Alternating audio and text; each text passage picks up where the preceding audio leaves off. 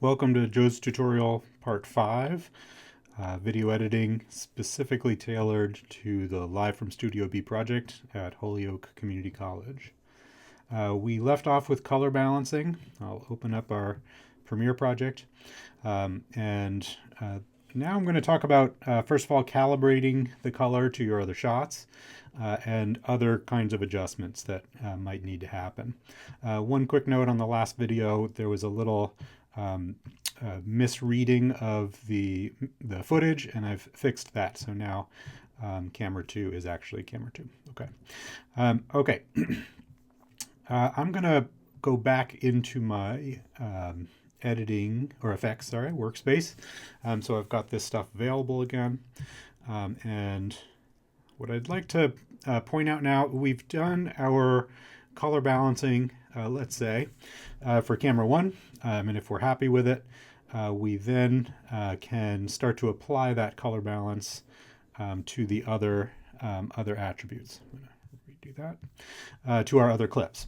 Okay, so for camera 2, we then want to go back and forth between our shots to see how we can make that consistent and the color look correct between the two shots.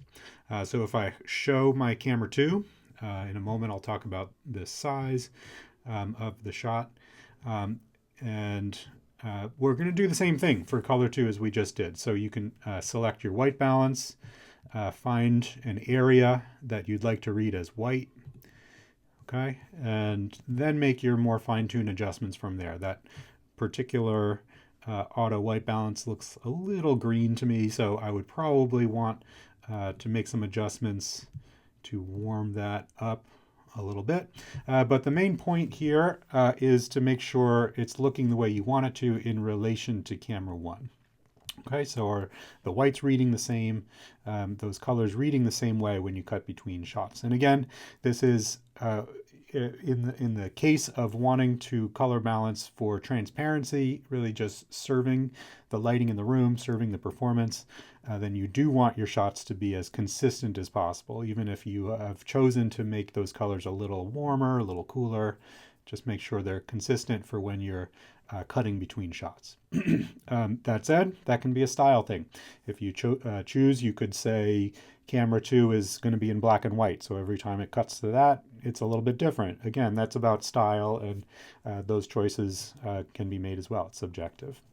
Okay, so I'll skip to having done these color adjustments to the other shots, and let's say it's nice and consistent.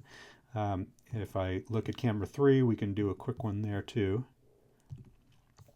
just to get close, but then make some adjustments from there. And look between the three, okay? And again, for my my taste, I would want to work a little more on that to get everything correct, do some exposure work on those shots. But for now, let's say it's all good and nice and consistent. Okay. The next thing I want to talk about is pasting those color choices if you need to. Okay, the point of doing all of these adjustments before you do any cutting is so that you don't have to redo any color adjustments every time you cut a clip. It is consistent with that shot. We don't have to redo the color balancing every time we cut. Okay, if you were to make your cuts first and then color balance, each instance of that shot, each clip would have to have that color effect placed on it. I'm going to show you how to do that in case you have to. Sometimes that happens and you have to paste the attribute on. You don't have to redo everything for each one, but rather you can simply paste just the color adjustments you've made onto another clip. So to simulate that, if most often this would be pasting into another instance of the clip. Let's say I've cut camera 1 up and I want to paste the attribute to multiple instances. But in this case, just for demo's sake, I'm going to paste camera 1's attributes into camera 3, okay, just to kind of see how that works. Okay, so in camera 1, I want to copy this clip, so I've highlighted it. I can see the white bounding box around it. I can either go up to Edit Copy, or I can use my key commands, Command C, okay, to copy that clip. Now, when I go over and select camera 3, because in this case, that's my destination for the color effect, I want to paste those color choices onto that clip. I don't want to simply Command V or paste. That would overwrite camera 3 with camera 1, but rather I want to right click or control click. And right at the top of that menu on the clip, I have the opportunity to paste attributes, so elements from one clip to another. So I'll click on paste attributes, and you can see here that you can paste any number of attributes across. So let's say you've done some scale work with it, you've done some opacity work, and if you want to keep that consistent from one clip to the next, you can simply check those boxes to paste that attribute as well.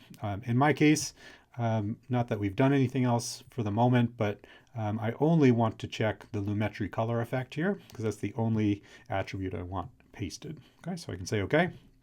Okay, and as soon as I do that, now the color balancing is consistent with camera 1, as you can see. It's the same exact settings. Okay, so if you ever need to paste an attribute because you've cut and then you have to redo something, that's the shortcut to make sure your clips are consistent. Okay, I want to move on to other kinds of adjustments that come into play. So let's say that our color is done and ready to go. There is one more issue that I've pointed out here, and that is that camera 2, in this particular shoot, that camera was set to a smaller frame aspect ratio than the others. The other shots were shot in 4K. This one was shot just in high definition. That was just an oversight. We just didn't shoot it properly. And it's no big deal. I mean, the quality of this shot will be a little bit different than the others, but we can still use it. We don't have to reshoot or anything like that. And this is also pretty rare, which is why I'm showing it in this demo to demonstrate a problem and how to solve it if it comes up. But most often, all 3 camera shots will have been calibrated to the same settings, and you'll have the same file sizes and aspect ratios. Okay, but in this case, I've got to scale this shot up. My sequence settings are set to the higher definition, the 4K video files, which is why the high definition video, the smaller one, is physically smaller within that frame. Okay, so rather than scaling everything else down to that quality, I'd rather maintain the quality for most of the shots and rather just scale this one up to meet it for our export in this case. So again, this is just kind of making do with a problem that sometimes arises. So we're going to make some adjustments to camera 2. I've hidden camera 3, so it's out of the way. And in camera 2, we'll see, of course, your lumetri color is over here in the effect controls. Opacity and motion, things like that are built in. I'm going to open up the motion tab. And this is just the physical attributes of your frame itself, of your shot. So the position of it, right now it's dead center in my composition. The scale of it, it's at 100% scale because it's a lower quality video. And other things like rotation, which I'll talk about, sometimes those little issues come up as well. But in the first case, I'm just going to simply scale this up. Okay, so I can open up that scale option. I'm not adding any keyframes. I don't want this to be an animated effect where the video file or the video image scales up in over the course of time, animated. Rather, I just want it to be scaled up for every time I cut to it. Okay, so I'm pretty sure if I just go to 200%, oh, it's too much, I think. Oh no, is that right? Yeah. So I'm pretty sure it's 150. I can go on that.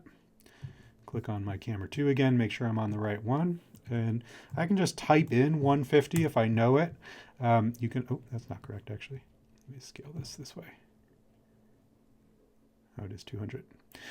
Okay, so I can just type in 200 that way to make sure the scale is correct, the size is correct, but you can also use your slider for other instances if you need to. In this case, the position remains exactly centered where it was. I don't want to move the position because I'm scaling up and it's now meeting the sequence's aspect ratio properly. Okay, just to demonstrate position, if I were to click and drag within this clip, notice that my position numbers are changing in real time. So it's telling me where the center of my shot is anytime I move it. So if it were askew over here or something like that, then it's showing me those numbers as well. In this case, of course, I don't want it to change position, but this is good to know about in case you ever wanted to do something like picture-in-picture or kind of stacking images in a different way. We certainly will do a lot of cross dissolves between these shots, and so therefore the hierarchical stack of these shots becomes relevant in that case too. But in this case, I'm just going to put the position back. I can reset the parameter, or I can type it in numerically, but I'll reset it. Okay, so I'm back to centered. I've scaled up to 200. And so even though that's kind of faking it a little bit, stretching this shot up to meet the 4K standard, it's not going to be terribly noticeable. And in most cases, we won't have to worry about it. But this is a good opportunity to show a problem that might arise. Okay, so that scaling element is now baked into the shot, and of course I have not cut it up yet, so there's no need to paste that attribute into others. Once I start to cut the shot, it will maintain those attributes for every instance of the shot. One last adjustment that sometimes comes up is rotation, let's say. So if in some cases we've been pretty good about our shots being nice and squared up and the composition's looking good right in the shooting, in the production, but in some cases something might need to be adjusted a little bit. I'm actually going to switch this to camera 1 to demonstrate that. Okay, so I'll click on camera 1, so I have all of those attributes now available to me. And so in some cases in the past, I've had to adjust this shot only because it's the master shot. It's meant to show a wider view, more of the set. And on some cases, it is not perfectly squared up, for instance, with this whiteboard frame, things like that, or the images on the wall. This isn't perfect either, but it's not too bad. So in some cases, there's little post-production adjustments that have to happen as well. So let's say this one is a little bit askew. I might need to use something like rotation. Okay, so I'll go down to rotation option, defaults to 0 degrees. It's the proper rotation as it was imported. But I can move this, right? So I can click and drag on this number. I can type in the number. There's a few ways that I can do this, or I can do this live. If I click on rotation as the option I want to use, I can grab some of these handles and rotate it that way as well. In this case, I'm just going to click and drag on my number here, and then we see Pat spinning around nicely here. So this is, of course, you could add animation to this, which we'll talk about, toggle animation button, keyframing later on, if you wanted to do something fancy. But in my case, I'm really just adjusting it to make sure the frame is squared up the way I want it. Okay, so I can, maybe make a slight adjustment. Notice that if I were to rotate a shot to make it square with my frame, I would also have to slightly scale that up. And that's the reason for that is that everything is a little off. You'll notice here that I've got a little sliver of black that's showing, and that's because my frame is askew a little bit. So I don't want my video export to have that little mistake in it. So in that case, I might have to just also nudge my scale up just a little bit so that it overlaps that window and I don't have any problem with cutting off the frame or showing any of that transparency behind the frame at all. In this case, I'm just demonstrating it. The shot is actually good as it is, so I can reset that rotation, reset my scale to 100, and everything's fine. But that rotation tool is just another of many effects that can be applied to a clip to make those adjustments. And again, make those adjustments first so that it's baked into each instance of the shot as you begin to cut it up. Okay.